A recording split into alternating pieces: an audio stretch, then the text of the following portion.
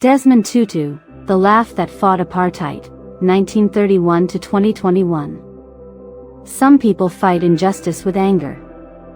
He fought it with joy. His name was Desmond Tutu. And his laughter became one of the most powerful weapons against hate. He was born in 1931 in the dusty township of Klerksdorp, South Africa. His father was a teacher, his mother a domestic worker, neither rich nor powerful, but both full of dignity. As a boy, he dreamed of becoming a doctor. But poverty and racism shaped another path, one that would heal the soul instead of the body. When he joined the church, he found not just faith, but courage. He saw how apartheid, South Africa's brutal system of racial segregation, crushed lives and poisoned hearts. And so he decided that silence would no longer be holy.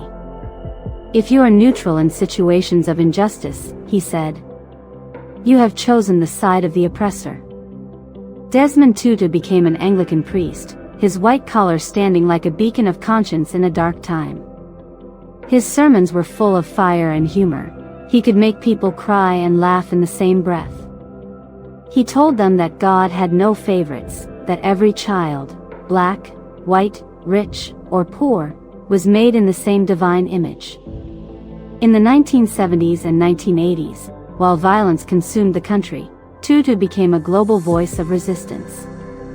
He marched through tear gas and fear with nothing but a cross around his neck. He called for boycotts, sanctions, and prayers, wielding compassion where others wielded rage. Even when the police raided his home or pointed guns at his face, he smiled. They can take my freedom, he said. But they can't touch my laughter. When Nelson Mandela was imprisoned, Desmond Tutu became the moral heartbeat of the movement. He kept the world's eyes on South Africa, reminding everyone that faith without justice was empty. And when apartheid finally collapsed, it was Tutu whom Mandela called to lead the Truth and Reconciliation Commission. A process to help a wounded nation heal, not by revenge, but by confession. It was an impossible task. To ask victims to forgive their torturers. To ask a nation to remember without hatred. But Tutu believed that forgiveness was not weakness, it was the only way forward. He listened as people confessed their crimes and others shared their pain. He wept with them. He laughed with them. He prayed with them. Without forgiveness, he said, there is no future. In 1984, Desmond Tutu received the Nobel Peace Prize for his leadership in the struggle against apartheid. When asked what gave him strength, he answered simply, my faith, and my sense of humor. He became the world's spiritual grandfather. A man whose smile disarmed presidents, whose jokes melted walls of pride.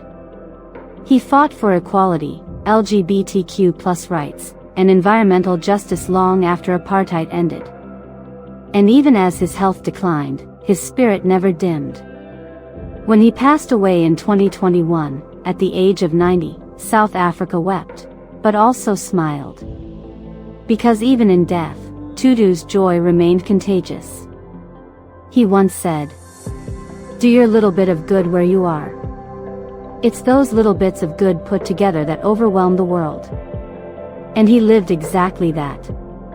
Turning laughter into courage. Faith into action. And forgiveness into freedom. Desmond Tutu didn't just fight apartheid. He healed its soul. He showed the world that joy is not the absence of pain, but the refusal to let pain win.